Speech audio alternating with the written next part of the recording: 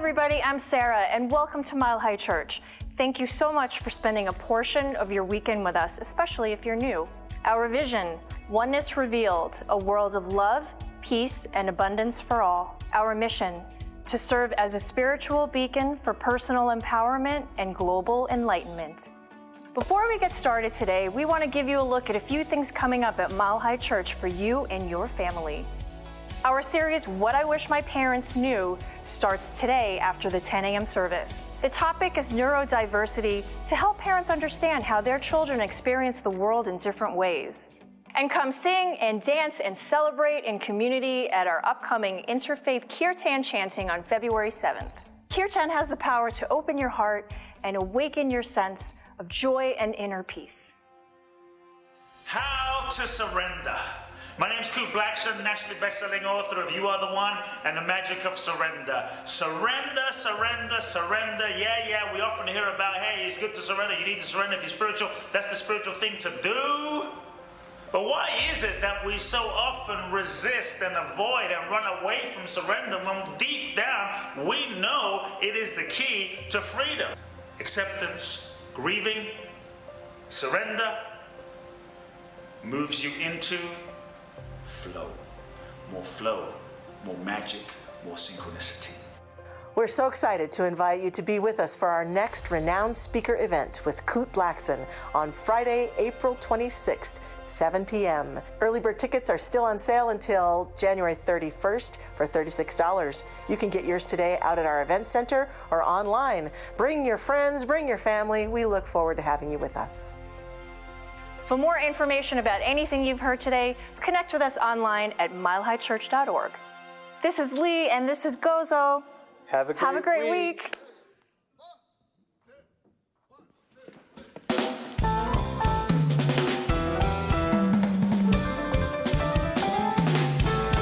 I'm gonna live till I die. I'm gonna laugh instead of cry. I'm gonna take the town and turn it upside down. I'm gonna live till I die.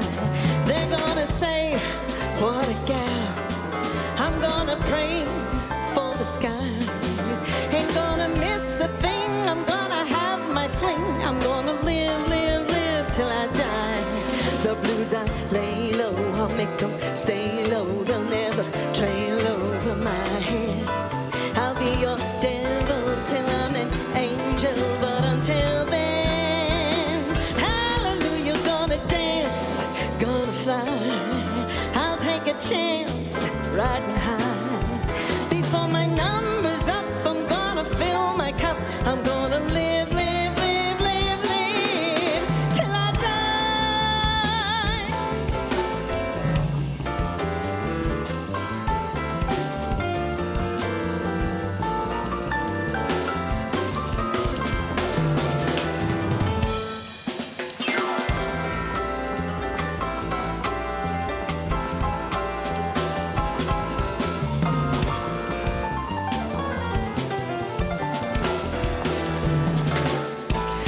blues I lay low, I'll make them stay low. They'll never trail over my head.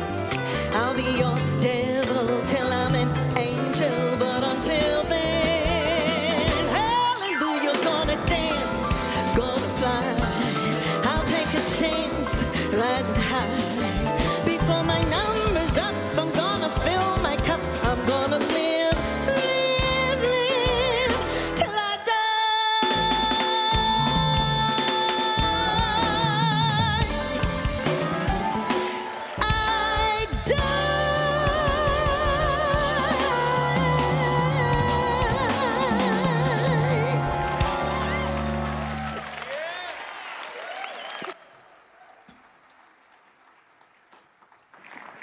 You can kind of sing there, can't you, Jennifer? And that band can play too. Yeah, they can play, she can sing. That's a winning combination. And it's so good to have you here. Good morning, Mile High Church. Good to see you all in this beautiful sanctuary. Good morning to those of you watching us online. There's an Italian proverb that says, if you're in my house, you are my family. And I say to you today, if you're in our house here at Mile High Church, You are our family.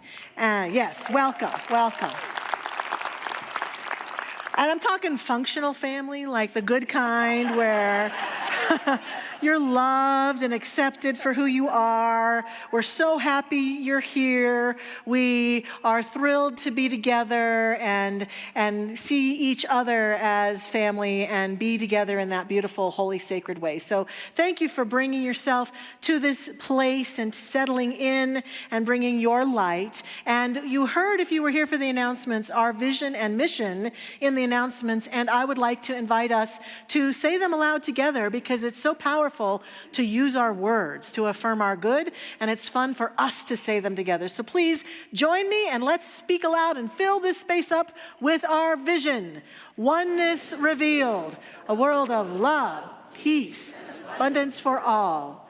And our mission, to serve as a spiritual beacon for personal empowerment and global enlightenment. What a joy it is to anchor ourselves into these powerful words so that we can embody them here while we're here and as we go out into the world, being all that to the world. So let us step more deeply into this holy sacred place together through some prayer. We're going to sing together, we're going to have silence, and then Reverend Jackie is going to pray us in. Let's begin.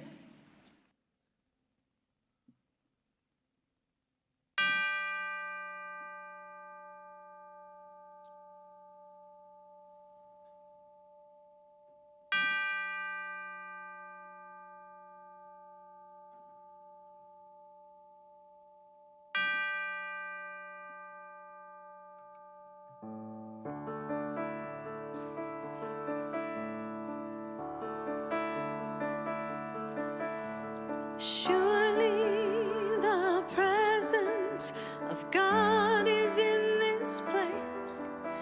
I can feel the mighty power and the grace. I can hear the brush of angel wings. I see glory on each face. Surely the presence of God is in this place.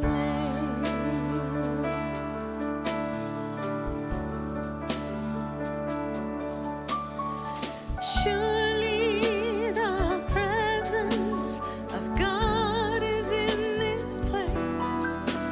I can feel the mighty power and the grace. I can hear the brush of angel wings. I see glory on each face. Surely the presence of God is in this place.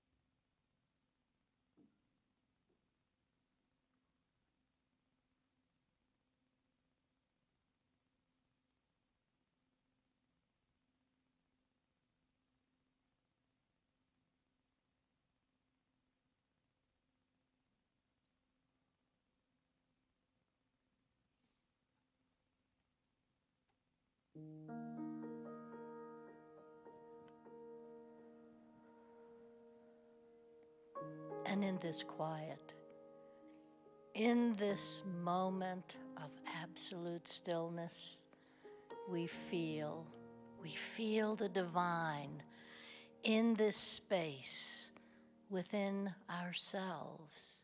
And we listen for that voice that's forever speaking to us. And then we pause. We pause and we know that that is the voice of God, helping us move through our days, helping us know how to be kinder, how to be gentler, how to be a beneficial presence in this world of ours. And in this beautiful community that we find ourselves in, whether it be here in this room or it is online, we feel the connection to each other, the connection to everyone else in the world. And as we leave this place, we look at each person and we see their individuation, their perfection. We love them. We embrace them in our mind so that we can have a world that works for everyone, because God is all there is. And so in this time that we have in this service, we may feel the power of a song. We may feel the power of a message. But we know that we are each connected to the oneness that is God. I'm thankful for this morning, this opportunity to be together, and all the hands that have come to make this service perfect. Thank you, Spirit. And so it is. When I forget we are one, and I regret things that I've done, I go within my heart and soul. I start again, knowing I'm whole. God is right here where I am. I am right where I should be. As I fill my mind with peace, I feel it washing over me. God is right here where I am, flowing in and out through me. In this moment, I am free.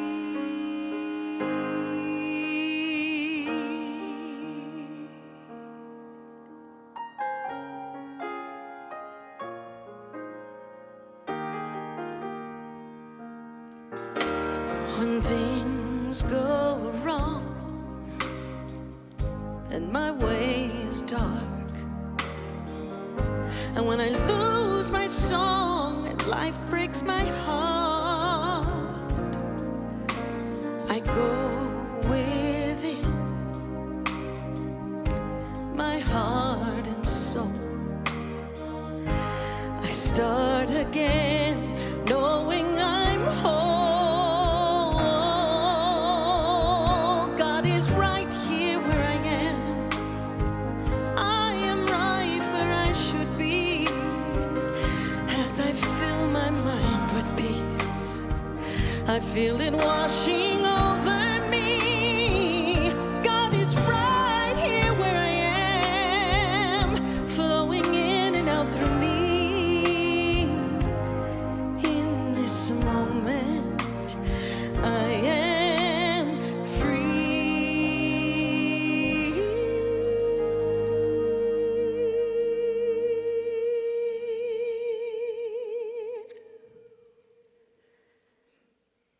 In this moment, I am free.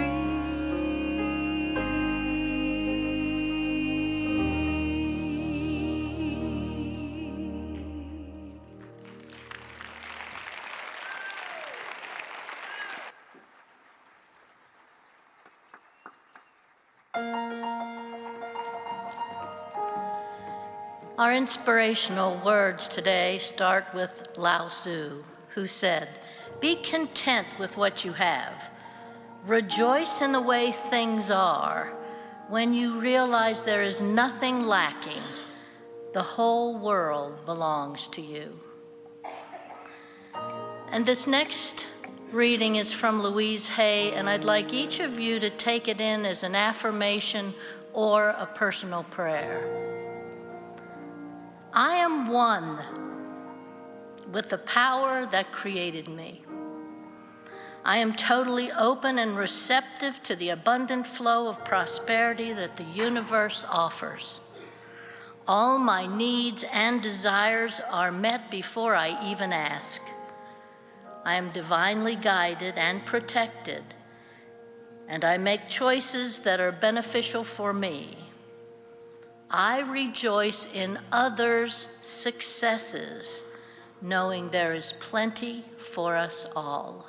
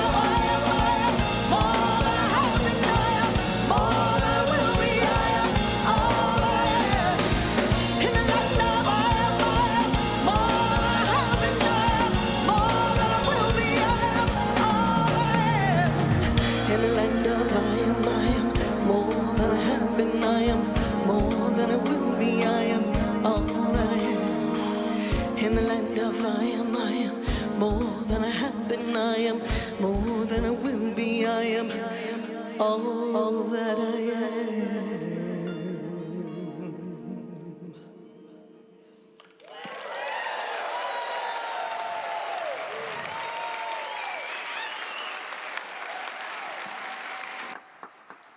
Jennifer Burnett! Woo! Oh, awesome. Oh, you're amazing. Thank you, thank you. And our wonderful band, of course, Bijou and Mike, Stu, it's great to have you back, and Kent. Oh, we are so blessed.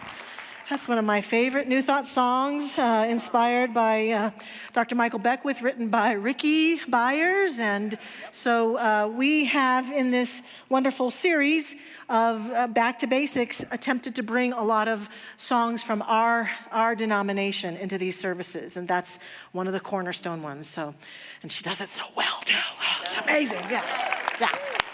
Great.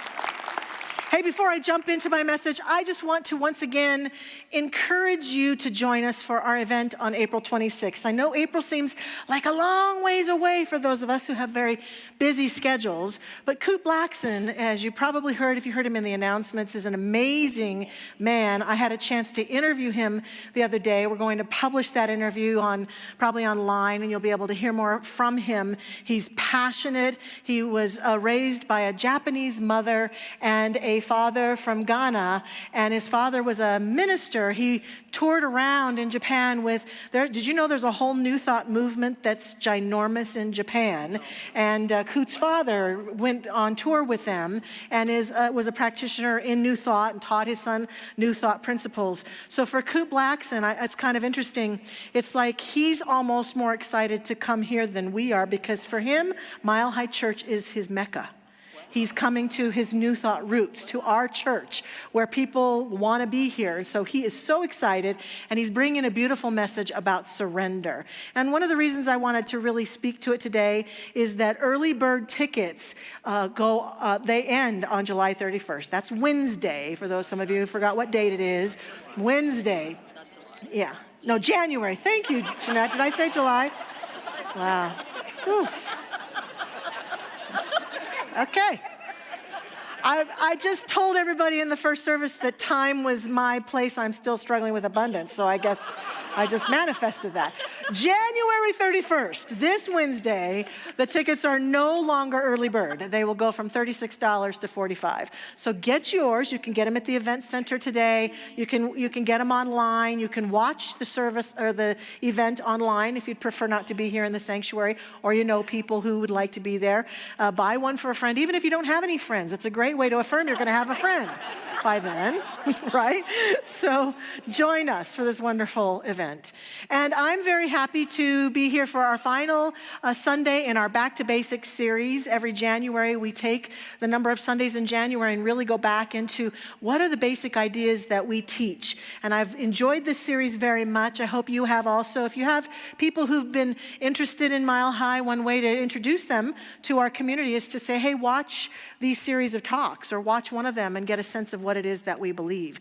And this Sunday, well, our theme has been a wonderful theme. I love anything where we get to talk about thriving. So it's been spiritual practices for spiritual rites of thriving, which is wonderful. And today I get to talk about abundance, one of my favorite topics. I'm very passionate about teaching people about abundance and believing that all of us can be abundant. And so my title is From Living For to Living From Abundance.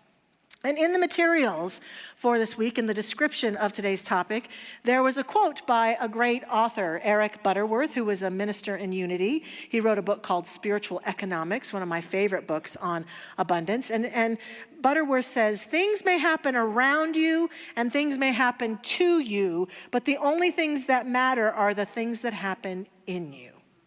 This is akin to what Josh and I have been talking about this whole month, that Ernest Holmes would tell us that life can do no more for us than it can do through us, that we provide the avenue through which life expresses itself fully and completely.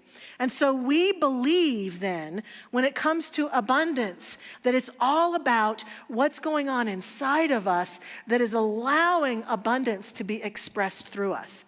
Now, I want to be really clear when I'm talking about abundance today, I am certainly talking about the realm of finance and money, but I'm also talking about other places where we struggle believing there's not enough. Maybe we have a belief that there's not enough opportunity for me in the world. There's not enough jobs in my field. There are not enough friends in my life. There's not enough love to go around. There's not enough time to get everything done that I want to do. There's not enough of whatever it is we believe there's not enough of. And as we've been saying all month, as I said a couple weeks ago, as long as we persist in that belief, if life flows through us, we get to be right. We get to prove ourselves right over and over again because life can only do for us what it can do through us. And so if what we're providing is a constant din of where there's not enough, of what's missing, of what we don't have that we wish we had, and we're focused on it, and we can often do some of our best spiritual work in that state because we give it a lot of oomph, don't we? There's just not enough to go around. We have an energy, that kind of energy is one of the secrets to manifesting. So we're doing great manifesting, but not always in the direction we would like to, right? And so, in order to shift the tide in any realm of living, to make way for more to be expressed, we have to shift something in us. We have to shift our ideas. We have to shift our energy. And we can't just do it one time, usually. We've got to do this, especially if we've been persistent in our experience of lack in a certain area. We might have to apply ourselves over and over for a while in order for things to truly shift. This is true of all of us, that we have established this awareness that it's flowing through us, just like the sun is flowing freely and effortlessly on the planet. And every once in a while, you find yourself in a pocket of shade, and you never think, well, the sun is keeping me from its light. It doesn't want me to have light. The sun wants me to learn lessons about surviving without light. We don't think that, do we? But we think that about God. If we don't have enough of something, we might be tempted to say, well, God's teaching me lessons through this lack in my life, or God just wants me to learn how to survive with less than everyone else, or whatever that story is. And I'm here to say again, I say this all the time, and I will say it to my dying breath, God doesn't want any of that for us. It's like the sun, shining brightly, giving its all, and we, through our own thought, through our own ideas, through our own clouds of lack and limitation, we create it so that we can't experience the full experience of that sun. And then we feel victimized by our own consciousness. So it's about expanding, cloud busting, letting it go, becoming an instrument of the divine. We have a picture here of some instruments, and it dawns on me that if I'm an instrument of divine abundance, then what I have to do in order to experience more of it is tune myself to abundance. Just think about it for a minute. All these instruments up here on this platform, they have to be tuned. Imagine if Bijou never tuned his bass again and showed up and tried to play a song with the rest of the band, how it would sound pretty horrible, right? It would be dissonant, wouldn't be that pleasant to the ears. And I learned today that they even tune the drums. That's my new factoid for the day. Did you know that they tune drums? They have to adjust the drums to have the right tension to play what it is that he wants to play. And we definitely have to tune that piano for sure. We have to keep it in tune. And we have to attune it over and over again. We don't get to say to Bijou, just tune your bass once and then keep showing up and playing. Because as he lives it out and he moves the bass and weather happens and it gets out of tune. You and I are like that too. If we want to attune to greater good in some realm, we have to tune ourselves over and over. Probably daily, just like we have to tune these instruments daily. It's not that you're broken or something's wrong with you or you're different than anybody else. It's simply that to have more of the good that we desire in life, we've got to pay more attention. We've got to attend to being sure that our instrument is in tune for what it is that we want more of. And that's all it is. And so today, to illustrate this and invite us into greater tuning, I have brought, in the spirit of our beloved Dr. Roger, an acronym for us. Yeah. The acronym is MORE. When we want more, M-O-R-E, there are some things that we have to attune to experience more.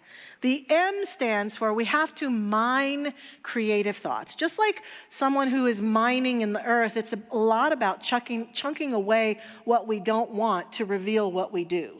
So some of our mining to gather our creative thoughts is to let go of old patterns, to forgive people who've taught us things we find that don't work for us, to let go of old beliefs, to let go of beliefs we have about the way the world works or doesn't work, and to really mine for better and creative ideas. I often say to people, I think when it comes to having what we want, most of us are about 1 or 2 thoughts away. And if we could but consistently tune ourselves to the thoughts and ideas we want more often, we probably would be a place through which it would express itself. But we give up too quickly. We give up too easily. We don't do the work, or we do the work for a day or two or a week or two, and then we go, where's my goodies? Where's my stuff? I did that stuff, and did it work? Well, then do more, is what my answer is. Do more. And pay attention to where our thoughts are out of alignment. I had a simple example that came to mind for me in this one from when I was 16 years old. It was my 16th birthday. My birthday is in December. And I had started at Pomona High School in Arvada, and I was, they're the Pomona graduates. Yeah, yay, Pomona, P-O-M-O-N-A, yeah, okay. So I had worked hard to find my way into the school. I joined in my freshman year, and I was figuring out what I wanted to do and how to make friends, and I ended up in the choir. And on this particular day, we had a concert on the night of my 16th birthday, and we had decided to all dress in formal gowns, and the guys were wearing tuxes, and that night, my mother was coming to go to the concert, and she said to me, I'm gonna go skiing, and then I'll be back for your concert. I said, fine, that's great. So I'm at the concert, I'm up on stage in the choir, and the curtains open, and I look out, no mother. And I started kind of worrying a little bit, like, God, I hope she's okay. I'd been coming to church here, and then I took a deep breath and just affirmed her good. And we're singing away, we're singing Christmas songs, and all of a sudden, in between songs, I look up, and my mother is standing in the back of the room, and she's in her ski clothes. And that's okay, but there's only one seat, and it's right down in front, right? And so yes, exactly, I'm waiting. As she walks down the aisle, she sees the seat, and it's like so loud in the whole auditorium. And she sits down, and I see her looking up at the choir, and she's standing in the choir, and she sees her eldest daughter in a formal gown standing there on her 16th birthday, and my mother starts crying. Not, but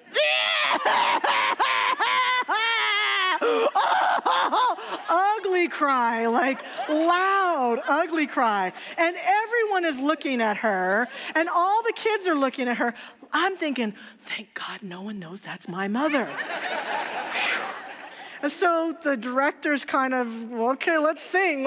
So we start singing, and the concert is over, and I'm so embarrassed, but I don't tell anybody. I go out into the commons, and we get out there, and all the kids are like, who was that woman? And I'm going, I don't know. I don't have a clue. And I'm standing there with my friends, and all of a sudden I hear, and no, she's got me. And my friends are like, that's your mother. Yeah. I was so embarrassed. I was so mortified, right? In that moment that my mother had embarrassed me so badly that for a little while, I thought if she loved me, she would have never done that to me, right? And so I let it kind of have a little wedge between us for a while. Like, I was so embarrassed by her. Have you ever been a teenager? I think that's kind of how we think sometimes. Because I can feel you're all like, oh, she really loves you. And it took me a while to keep processing and being with that and letting go of my embarrassment and realize it was one of the sweetest things that my mother's ever done. And it was so sweet that she loves me so much, that she had such a visceral, heart-filled reaction that she loved me. And I was able to shift my whole story about that silly incident. This is one of a million gazillion examples in my life, and I bet all of us have those, where we had something happen and we made up a story about it because we're really good at it. And we let that story keep us from our good. We let that story keep us from love. We let that story keep us from abundance. We let that story keep us from plenty. We let that story, and we don't even know if it's true or not, but we're making stuff up about things that happened. And as we grow older and we become more spiritually mature and we become more able to see all sides of it and we have more experience, sometimes we can enter into those stories and see it differently. See what was possibly going on. And even if we can't, we are wise enough to say to ourselves, maybe she really meant this. Ooh. That's mining for the creative thought. That's being willing to make a shift in a perception so that we can feel more good, more love, more joy pouring through our heart and our life. And when we can do that, we become an instrument more attuned to the good that God is as us. And so we get to do, I remember years ago, our own beloved Dr. Marjorie Stamm wandering these halls. I can still hear her voice shouting out loud, praise God and look for the good and praise it. Look for the good and praise it. She would say that over and over again. That's what we who want to be in a more abundant state around anything have to do. We have to look for the good and praise it, which leads us into the rest of our steps here in our affirmation. It takes discipline to mind these thoughts. Just as if I wanted to build up the muscle in my right arm so I could pick up heavy stuff, I know I would have to do the work to build the muscle up. And that if I wanted the muscle to stay strong, I would have to continue to do the work. Many times in New Thought, what I think we do is we get all excited and we, as I said before, we do the work for a while and then we let it go and we wonder why nothing's happening. Because we have to continue to attend to it. We have to continue to look for the good and praise it. We have to continue to challenge our stories. We have to continue to let go and forgive. The O in the acronym for more is offer up more good. Those who are abundant know that they are allowing themselves to express their generosity and allow themselves to let it flow through them naturally and effortlessly. Recently, I was on Instagram, which I don't go onto very often, and I saw this video that I think someone must have done as an experiment. And they had two little children who they would sit them down. They were probably around 4 years old. And they would give each of them 2 plastic plates. One was this way and one was covering the other one. And they would tell the kids, open your plates at the same time.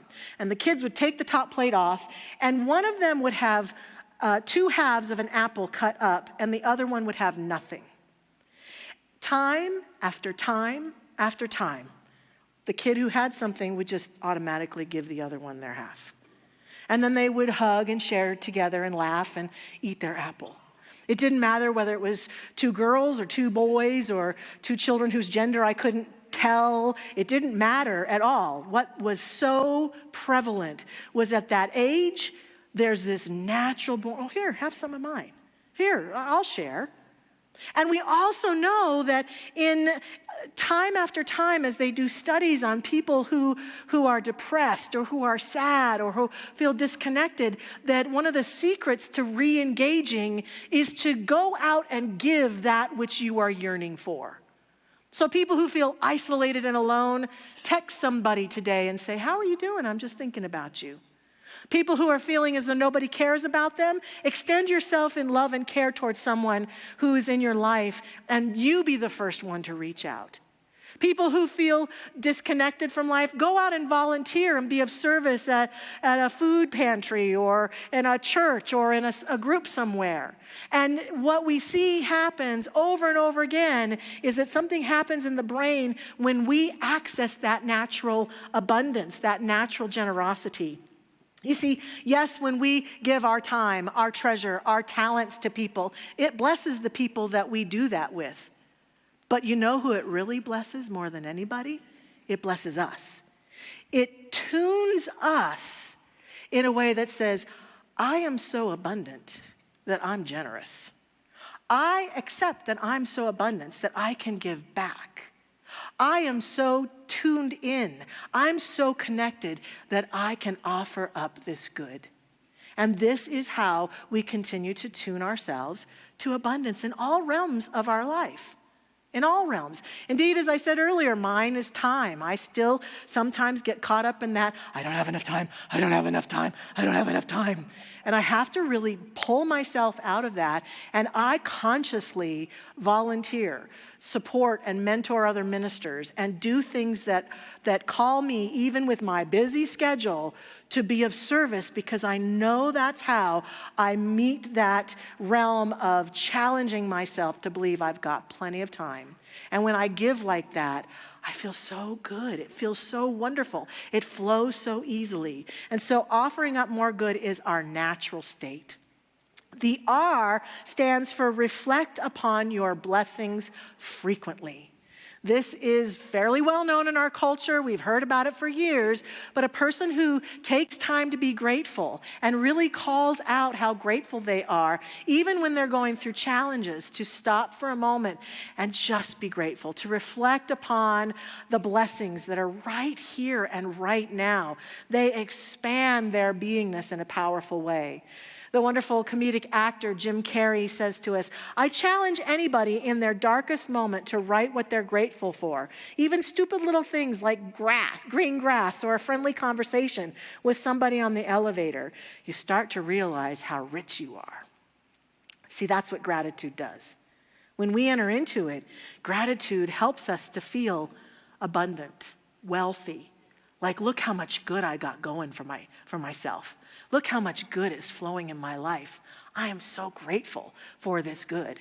So reflecting upon our good. And all of this supports the last one, which is embodiment. It's one thing in our teaching to practice affirming a bunch of stuff and saying a bunch of stuff and telling other people, but really where the magic begins to happen is when it becomes so natural. Like we embody it, we take it in, and it starts to be our identity. It's one thing to say, I like to give and share. It's another to know I am a generous person. It's a one thing to say that I like to volunteer a lot. It's another to say I am in service to other people. When it becomes a part of our identity that we are an abundant being who has more than enough time, energy, opportunity, possibilities, people and resources and good that flows through our life, we become that. And when we become that, we are literally magnetic for it. One of my most profound moments that I experienced this was that years ago, I attended a minister's education program that was being led by a colleague of mine whom I admire greatly. And she is also a passionate teacher of abundance and prosperity. And so there's all these ministers, Science of Mind, Unity ministers from all over the world. And she's teaching us, and on the last day, she says to us, I want today for us to work on how ministers often have a poverty consciousness. And we're all like, who, us? Me? And she really talked about how in certain professions and in certain spiritual ways that sometimes people have aligned themselves with a mental equivalent, which is a habit of pattern in mind, in the individual mind or the collective mind of beings, that says people who are spiritual servants should not have anything. It falls back to the old notion in some spiritual traditions. People give up all of their worldly goods because that is the story we heard when Jesus called his followers, his apostles. He asked many of them to give up their lives, give up their professions, and come with me. And so there's this mental equivalent that for eons has sort of followed spiritual leaders, that is sort of this, I'm making an agreement to be a spiritual leader, and therefore I'm making an agreement to be poor and to struggle. And she challenged us all to be willing to let that go. And what we did that day is not only did we talk about it and share about it and cry about it and look at it for ourselves, this is where the embodiment came in. She asked us that day to make a covenant with the universe to be a person of prosperity and abundance. And I remember writing out my little covenant. I, Michelle Medrano, do hereby surrender my beliefs in poverty consciousness as a spiritual leader. And instead, I embrace the notion that God is the abundant presence that serves, supports, and sustains all life, including me. I hereby make a covenant with the universe to live from and be an abundant person. And I signed my name on it, and I read it every day. As I left, I read it every single day. And it busted a lot of that away from me. It allowed it just to fall away. And so you might imagine my suggestion today for homework. If you don't do anything else that I've talked about today, I invite, when in any area, have you made a covenant that says, I'm too old to be in a beautiful, loving relationship? I'm too old to have a career and do something I love to do. I'm too young to do that. I am in a profession that, well, no matter what I do, they just don't pay very well, so I'm never going to have an abundant life. What are some of the agreements that we have made unconsciously with ourselves, with conditions of our life, that when we let them go, have no bearing anymore on what we create? That we can be an abundant being no matter what. We can have more love and companionship and connection no matter what. We can be and do and live the life we choose to live. It's all up to us, though. We have got to live a life where we allow ourselves to mine our creative thoughts, where we allow ourselves to remind ourselves and step into giving, where we allow ourselves to reflect on our blessings, and where we allow ourselves to be the living embodiment of all of this good. This is the abundant life. It's living from abundance. And I'd like to invite us to live from abundance right now as I do what we call affirmative prayer in our community, spiritual mind treatment. If you go up and work with a practitioner, you get a spiritual mind treatment, a prayer just like this from them around any subject that you want. And it's a beautiful way to let yourself be supported and uplifted. And I invite our practitioner prayer partners, if they choose, to stand with me now as we pray together. Taking a deep breath, I fall into this awareness of the divine one, the divine light, the divine love, divine wholeness and harmony, peace and well-being. I recognize that this is the infinite intelligence that is filling this planet, and that in this moment, as we step into this prayer together, we are making a conscious decision to remember the nature of the divine. We are making a conscious decision to step into it and be it and experience it and say yes to it and turn our attention to it like a beautiful flower blooms as it turns its energy, its beingness towards the sunlight. We bloom in the presence of the light that God is right here and right now. And therefore, I accept and affirm that that power, that presence, that source is pouring through me right now, that I am an expression of all the good that God is. And not only is this true of me, it's true of every person within the sound of my voice. I know we are one. I accept the oneness of this universal presence as every being everywhere, and that includes each one of us. We live, move, and have our being in the oneness that God is. We express it fully and completely at all times. And therefore, I affirm the truth for each of us now as I proclaim that we are poised, ready, willing, and able to surrender any blocks to our greater good. That we live in and as the abundance of God.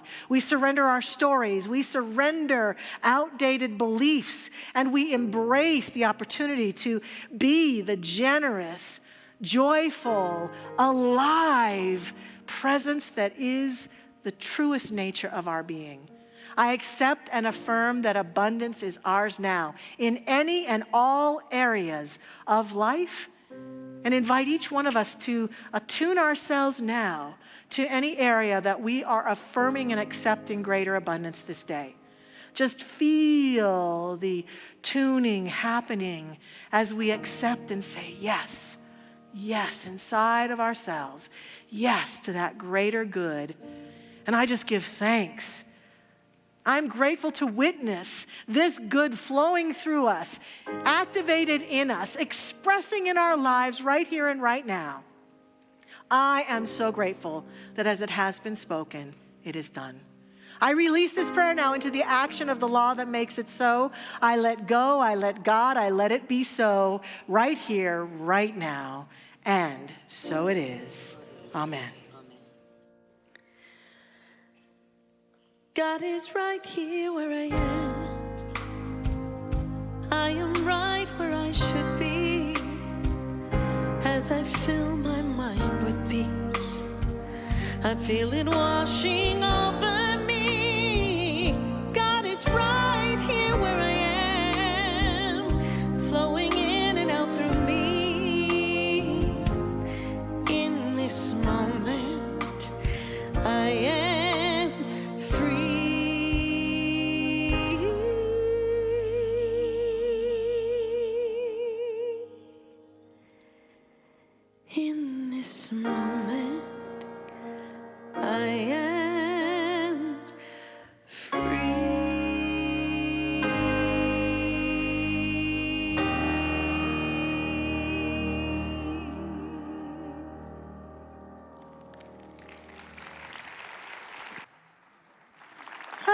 Wonderful. Thank you, Jennifer. Before we step into our giving of our tithes and offerings, I'm happy to introduce to you one of our board members, the leader of our board, actually, the president of our board. We'd like our congregation to know more about who our board members are, what they do, and he's here to tell you all about that. Please welcome a board member, practitioner, longtime member of our church, Mr. Steve Drury. Thank you, thank you. So you've probably noticed out in the lobby the pictures next to the welcome center of the board members, your board members. And so the Board of Trustees, what we do all sorts of things. We volunteer in various ways. And then every month we have a meeting to discuss numerous things. And one of the things we do is a deep dive on the financials of your church. And so several of the trends that we're noticing are increase in giving of bequests and to the foundation and stocks, shares of stocks, etc. But one of the areas that we haven't quite recovered from the pandemic is the weekly giving. And so that's really important as well. So all of those are important. And so we would want to reflect on that abundance consciousness that today was about. And so I was thinking about some of the restaurants that we may go to or some of the places that we go to receive good.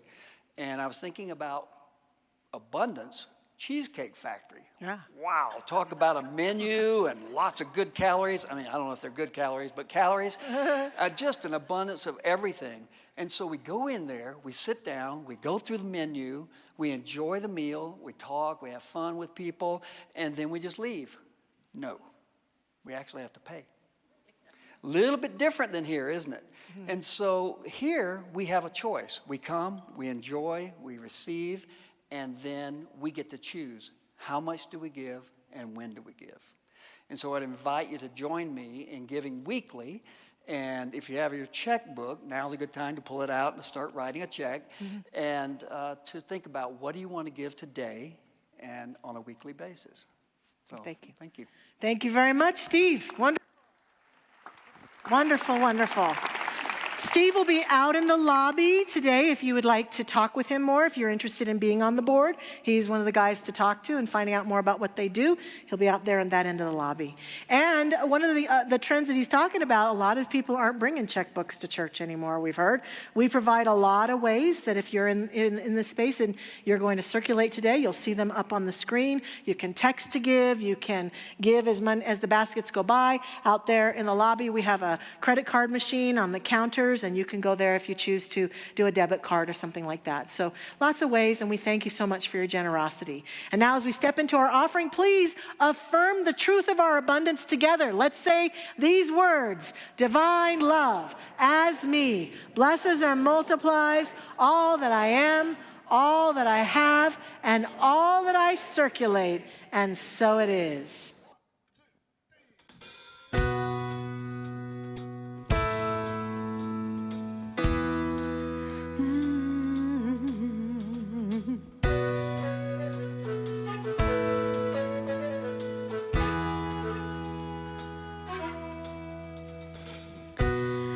Look into the window of my mind, reflections of the fear I know I've left behind. I step out of the ordinary, I can feel my soul ascending. I'm on my way, can't stop me now. And you can do the same. What have you done today to make you feel proud? What have you done today to make you feel proud?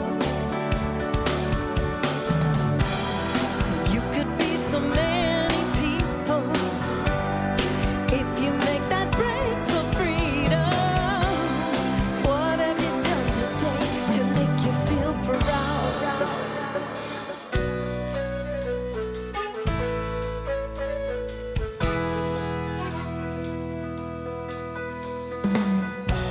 There's still so many answers I don't know.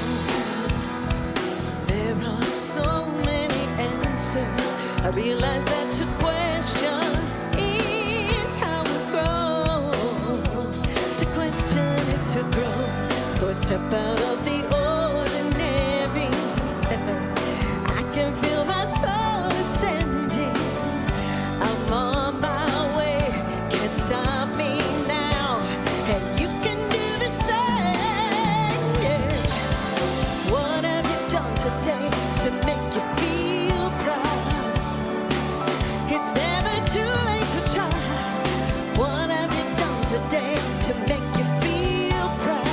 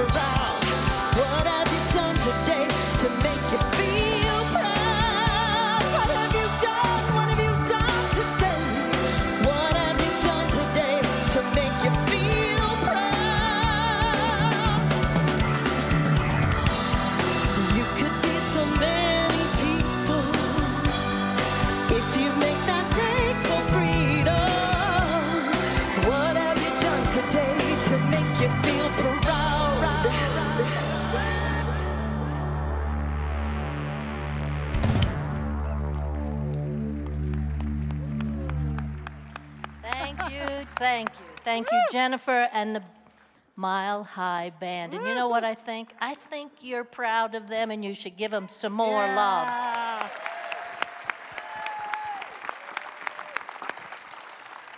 If you are new to us today in the room, online, you're welcome to fly on over here. But we have a welcome center in the center of our lobby. We invite you to stop by. We have wonderful volunteers there who will welcome you, and you also can get a 10% discount in our bookstore if you stop in there. Our practitioners are coming down. I know I hear things here too, but our practitioners are coming down. Please come forward and have a prayer with them. This is a great opportunity to say, you know, I'm happy. I want more of this. So be sure to come down front. And now we have a special. Our children are here to entertain you with Jennifer. You kids ready to sing? Let's put our hearts together. Let's put our minds together. Let's bring this world together. See what we can do. Let's put our hearts together. Let's put our minds together. Let's bring this world together. See what we can do. Do do do do do do do do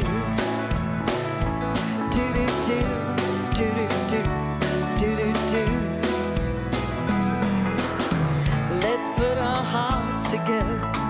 Let's put our minds together. Let's bring this world together. See what we can do. Let's put our hearts together. Let's put our minds together. Let's bring this world together. See what we can do. Do do do do do do do do do do do do do do do do. Let's put our hearts together. Let's put our minds together. Let's bring this world together. See what we can do. See what we can do. See what we can do.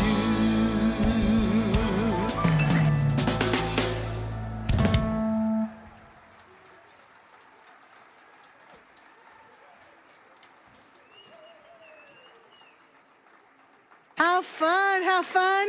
Our youth director, Stacy Butters, is making her way down here because she wants to tell you a little bit more about what's happening right after this service today. That's true, friends. We have our What I Wish My Parents Knew talk on neurodiversity, which is an umbrella term for a lot of really cool ways that we think, including autism and ADHD and some other interesting things. It's free. It's 1 hour, 11:30 to 12:30, and we have snacks.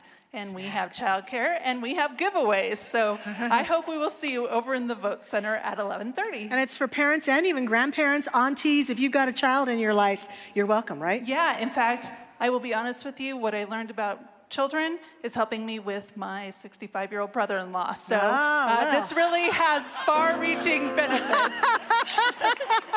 Well, interesting there, I see. Okay.